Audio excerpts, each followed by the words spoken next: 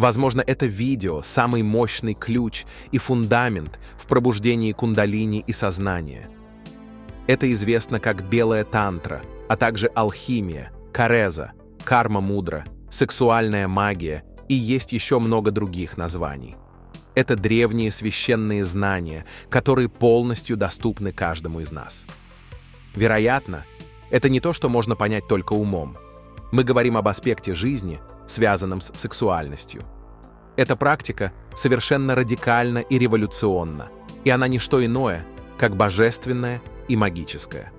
Она изменит все, что вы считаете, что знаете о сексе. Действительно, наш современный подход к сексу часто неправильный и бессознательный. Это просто не имеет смысла. Когда вы по-настоящему поймете это учение, не просто верьте на слово, а попробуйте применить его в своей жизни. Вы увидите, как оно положительно повлияет на вашу жизнь. Возможно, это учение – решение многих проблем. Если бы каждый практиковал его, мир стал бы более уравновешенным. Это улучшает ваше настроение, здоровье, интеллект, отношения, работу, углубляет медитацию и астральную проекцию. Ваше сознание будет быстро пробуждаться, и жизнь изменится очень быстро. Сексуальная энергия – это кундалини, и она является божественной. Деви кундалини – змея-мать.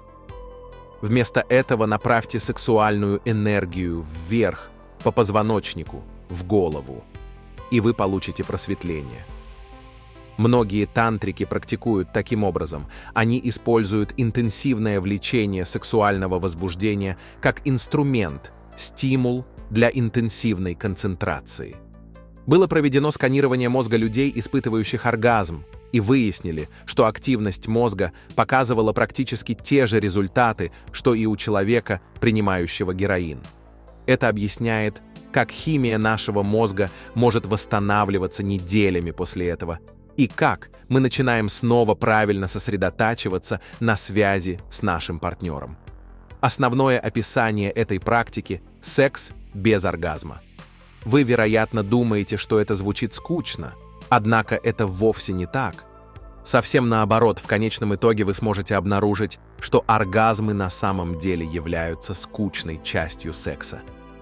Сексуальная трансмутация подразумевает сохранение нашей сексуальной энергии, даже если мы одиноки, чтобы не потерять ее. Сексуальная энергия – это дар от природы, а не что-то плохое. Проблема в том, что мы часто ее теряем. Возможно, вы умеете управлять своей энергией, но не используете ее на полную мощность. Чтобы действительно трансмутировать и использовать сексуальную энергию, нужна алхимия, практика белой тантры. Это самый эффективный способ работы с этой мощной силой.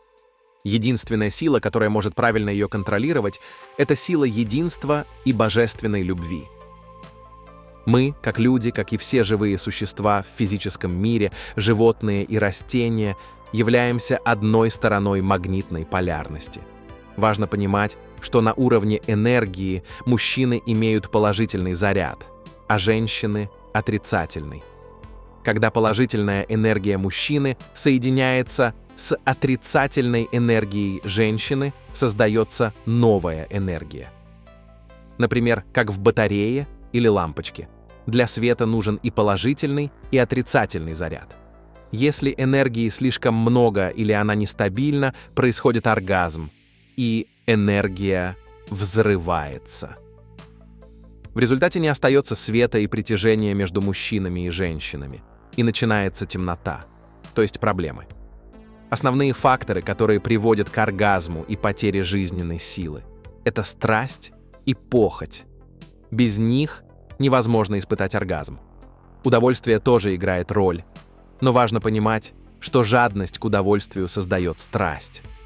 Это учение учит нас наслаждаться сексом в его истинной чистоте, не привязываясь к нему.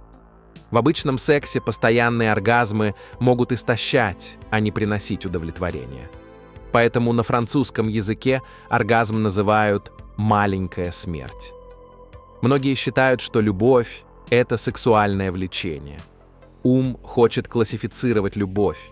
Но на самом деле любовь — это действие, огонь в сердце, который никогда не гаснет. Оргазм же — это прекращение сознания, маленькая смерть. Для мужчин, у которых есть случайные подруги, она уже ваша жена, если вы спите с ней. А для женщин, у которых есть случайный мужчина, он ваш муж на духовном уровне. Это также видно в астрале. Возможно, у вас много жен или мужей, но важно понимать, что эта практика не работает с несколькими партнерами. Вам нужен только один человек для практики. Секс — это не игрушка. Существуют энергии, о которых многие не знают. Союз означает стать одним целым. Два человека имеют свою собственную энергетическую структуру, и через секс они становятся одним, как два магнита, которые соединяются и создают одно энергетическое поле. Поэтому выбирайте партнера мудро. Сексуальная алхимия — это священный подход к сексу без оргазма, который помогает поднять кундалини к сердцу и мозгу для просветления. Это позволяет сжигать карму друг друга и расширяться через любовь, которую вы создаете. Именно поэтому это называется любовным актом. Настоящая любовь, а не животное. Мы не должны оставаться на уровне животных. Мы созданы по образу Бога и должны испытывать божественный аспект секса. Секс можно рассматривать как чистую форму религии, поскольку он объединяет людей на физическом, эмоциональном и духовном уровнях. Это священный акт, который создает глубокую связь между душами. Йога означает связывать вместе, символизирует единство тела, ума и духа. Оба аспекта – секс и йога, служа путями к глубокому пониманию себя и окружающего мира. Практикуя йогу и осознанно подходя к сексуальности, мы можем достичь более высокого уровня сознания и духовного роста. Это также причина, почему это называется алхимией, алхимическим браком. Большинство людей, большинство пар не женаты таким образом. Большинство пар могут быть женаты на разных планах существования, но не алхимически. Они могут быть женаты финансово, или просто интеллектуально, или эмоционально, но редки те пары, которые вступают в истинный сексуальный алхимический союз. Именно в этой смеси алхимических мужских и женских сил пробуждаются священные огни любви, которые растворяют наше эго. Таким образом, эти два магнита объединяются, чтобы создать более мощный заряд, более мощный магнетизм энергии, который затем направляется на ваше собственное пробуждение. Пара — это одно целое. Но что происходит, когда пара испытывает оргазм? Тогда они возвращаются в свою тьму, они разделяются, они не могут заниматься любовью в течение некоторого времени, даже если бы и хотели, потому что в эти моменты они не находятся на сексуальном уровне, они больше не притягиваются друг к другу. Химия в мозге, теле, сердце и разуме теряется, магниты инвертируются, они отталкивают друг друга. Мужчины знают это очень хорошо. Когда вы эякулируете, вы больше не привлекаетесь и не заинтересованы в своей партнерше. Мы просто стереотипно переворачиваемся и спим, как это изображено во многих фильмах и историях. То же самое происходит и с женщинами, но по разным причинам. Обычно женщинам немного сложнее заметить, как их оргазм влияет на их отношения. Это обычно проявляется как раздражение к своему мужу, неуверенность, неудовлетворенность и подобные вещи, в то время как для мужчины это просто как будто ему все равно. Основная схема этой практики заключается в том, что вы собираетесь вместе, занимаетесь сексом, а затем заканчиваете без оргазма. Так что притяжение, любовь и эротизм все еще присутствуют. Слово «эротика» происходит от греческого слова «эрос», что также означает «купид». Так что Купидон все еще существует в паре после секса, если оргазм избегается, и в паре появляется яркая аура, которую можно увидеть. Это замечательно, потому что пара все еще находится в глубокой любящей связи друг с другом, после секса. Так что даже если сексуальная энергия больше не стимулируется в половых органах, чистота энергии все еще может чувствоваться другими способами, такими как держание за руки, взгляды друг другу в глаза, веселое времяпрепровождение, долгие разговоры. Все это глубокая привязанность, прикосновения, поцелуи, танцы, смех, романтические вещи. Все обыденные вещи становятся более удовлетворительными, как и в начале ваших отношений. Когда вы сами это испытаете, вы скажете: «Вау, наконец-то в моей жизни я нашел удовлетворение и счастье в своем браке». И то, что мы называем медовым месяцем, никогда не должно заканчиваться. Ваше сердце бьется, и вы чувствуете тепло в теле, а также видите блаженство, которое меняет ваш мир. Это не какая-то подростковая наивность. Это любовь, магия Купидона и Эроса, когда все в мире идеально, потому что вы влюблены. Мы никогда не должны терять это чувство, но мы теряем. Ответ заключается в жестком программировании нашей сексуальной энергии через оргазм снова и снова, пока не возникают проблемы в отношениях. Ссоры, трения, просто ощущение дискомфорта с партнером, и вы не понимаете, почему. Вы просто не понимаете друг друга, потому что оргазм создает своего рода десинхронизацию в паре. Связь электричества теряется, как мы видели на примере лампочки. Но если пара избегает взрыва лампочки и поддерживает огонь Эроса внутри себя, это создает огромное количество света, гармонии и красоты в жизни пары. Сам секс не является греховным. Секс чист и божественен, но именно то, как мы искажаем его энергию, является ошибкой. Все, что происходит в мире, в конечном итоге является отражением нас самих. И мы должны признать, что существует хотя бы потенциал к деградации и искажению сексуальности, если нас не учат, как правильно обращаться с этой энергией, и если нас не направляют, как освещать и очищать эту энергию и наслаждаться ею осознанно. Это основное учение. Неконтролируемая страсть разрушительна.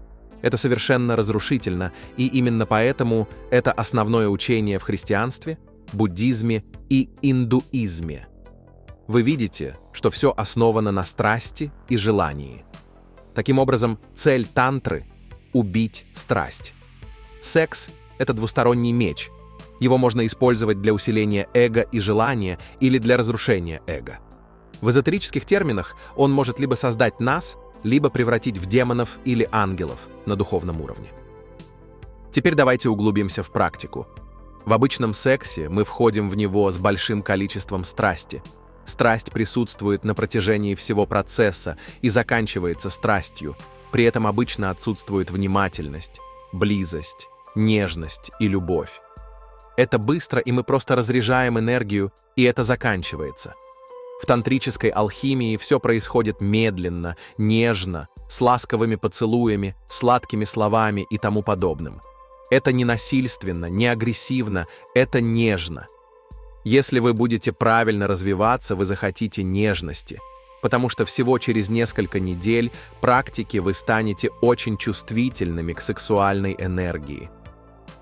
Просто находясь в физическом присутствии с вашим партнером, вы создадите интенсивные эротические огни любви внутри вас обоих.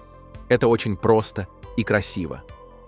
В этой практике пара может достичь такого уровня наслаждения, что они просто становятся неподвижными во время секса, полностью погружаясь в экстаз.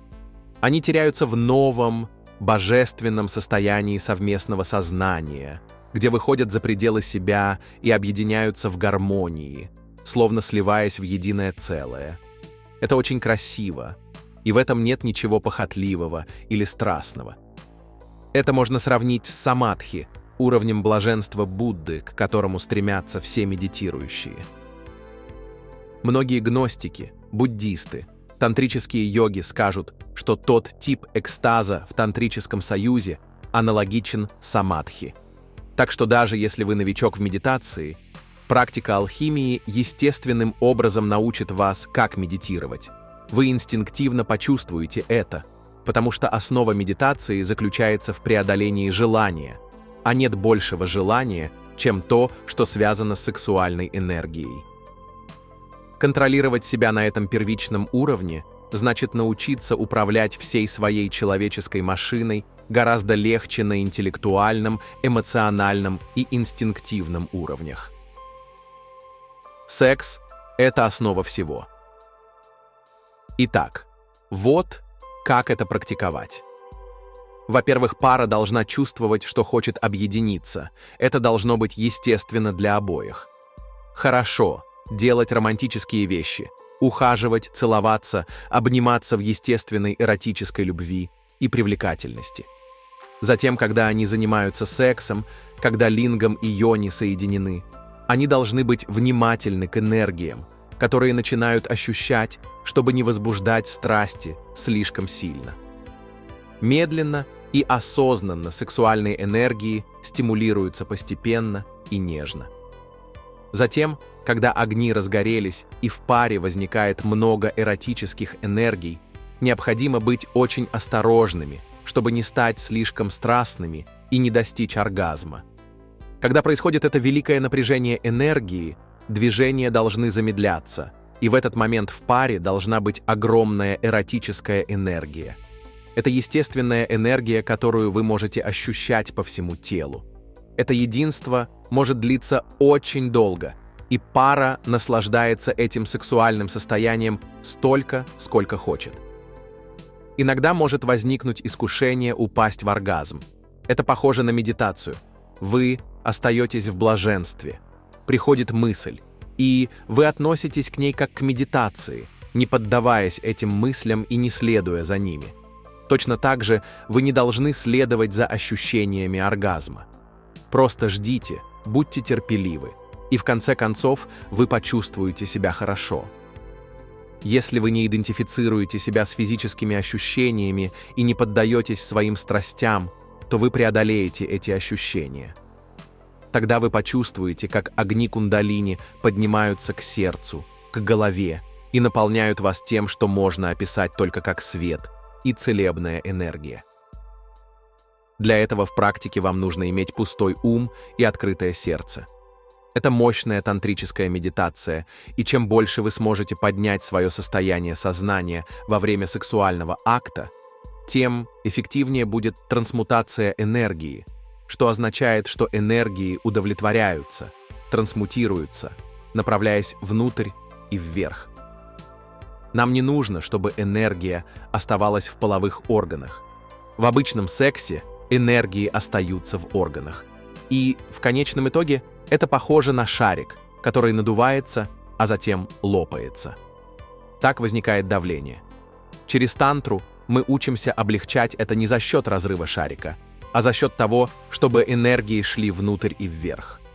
Вам не нужно слишком сильно чувствовать или заставлять это происходить.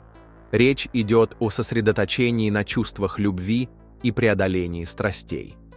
Тогда сексуальное напряжение снимается таким образом: внутрь и вверх, а не вниз и наружу. Энергия естественным образом переходит из половых органов в сердце, в мозг и в остальную часть тела, а также во все энергетическое поле. Спустя некоторое время пара должна двигаться еще медленнее, а затем просто остановиться и наслаждаться друг другом в тишине, в естественной близости. Затем медленно закончите без оргазма. Это обозначает успешную практику сексуальной алхимии. Конечно, это не обязательно должно быть именно так. Слушайте свое сердце и живите моментом. Это невинный танец с вашим партнером, и вам не нужно делать все точно по шаблону. Это всего лишь общее представление. После этого вы оба почувствуете себя замечательно, удовлетворенно, счастливо. Обратите внимание на свое сердце, голову, все тело, и ваши отношения с партнером будут прекрасными и с большой энергией. Но все это приходит с практикой. Таким образом, Мы пытаемся перепрограммировать химию нашего тела после многих лет зависимости от этих оргазмических спазмов в нервной системе, которые подобны приему запрещенных веществ, как мы говорили ранее. Если вы чувствуете сильное влечение после секса, то вам стоит, возможно, перейти в другую комнату, или вы можете сделать это вместе. Вам следует выполнить практику глубокого дыхания, вдыхая глубоко до 30 секунд, задерживая дыхание до 30 секунд и выдыхая до 30 секунд. И повторять. Повторите это 3 раза, пока не начнете чувствовать, как вся эта энергия движется в вашем теле. И тогда вы почувствуете облегчение. Это даст вам силы, чтобы направить эту энергию внутрь и вверх, и вы действительно почувствуете облегчение от избыточной энергии. По мере того, как вы будете продолжать эту практику и заниматься сексом таким образом, между вами и вашим партнером всегда будут новые энергии. Это никогда не становится скучным, монотонным или механическим. Вы не делаете одно и то же каждый раз, потому что появляются новые энергии и новые уровни единства. Поэтому тантра в эзотерическом смысле означает стать белым магом, тем, кто никогда не испытывает оргазма и всегда убивает животную страсть. Черная тантра — это когда люди испытывают оргазм и любят животную страсть. Большинство из нас начинают как некие черные маги, а затем становятся серыми магами, потому что иногда падают, борясь с перепрограммированием энергии, а затем, в конечном итоге, мы становимся белыми магами, когда начинаем овладевать управлением энергиями. Конечно, это не так легко. Это требует практики, но это абсолютно того стоит. Вот одно правило для этой практики. Оно называется магнитная пауза, и это означает, что когда мы практикуем белую тантру с нашим партнером, мы не должны заниматься сексом снова в течение 24 часов.